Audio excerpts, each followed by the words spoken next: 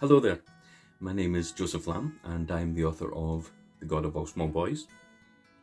And the book is set in Dundee in 1917 towards the end of World War One.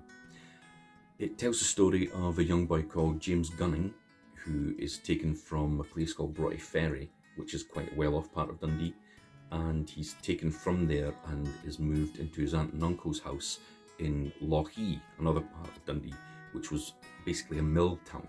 It's like a load and load of buildings that eventually build up around this one massive jute mill. He's sent there because his father has been sent off to France to fight in the war.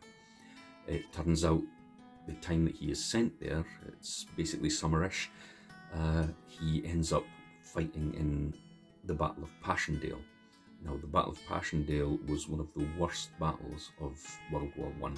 It lasted for 3.5 months, and roughly between 500,000 to 750,000 people died during that one battle alone.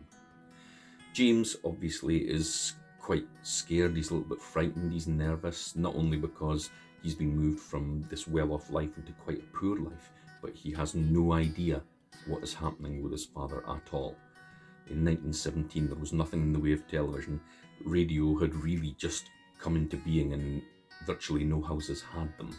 There certainly weren't any mobile phones. So there was no way of knowing what had happened to fathers, sons, grandfathers, uncles who were off fighting in the war. Generally, the first that anybody knew what was going on would be if your relative was killed.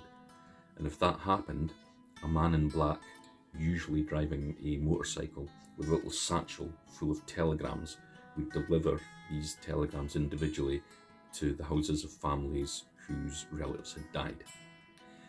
During the book, one of those riders, one of those men in black, pulls his motorcycle up outside the house, well, outside the tenement block where James's aunt and uncle's house is, and he goes inside. I'm not going to tell you what happens after that. So, for a writing challenge, this might be quite a tricky one. I would like you to try and imagine what it must have been like if you were the person watching one of these men in black arriving outside a block of houses where you're living at that moment. How would you feel before you got into the house? That's one part. And then the second part is, and it's up to you to decide, either the man in black hasn't delivered a telegram, but he has delivered one to the house of one of your friends, or he has delivered a telegram to your house. That's quite a wide-ranging challenge. It will be a difficult one, but I'm sure you can all make it. Thanks very much for listening.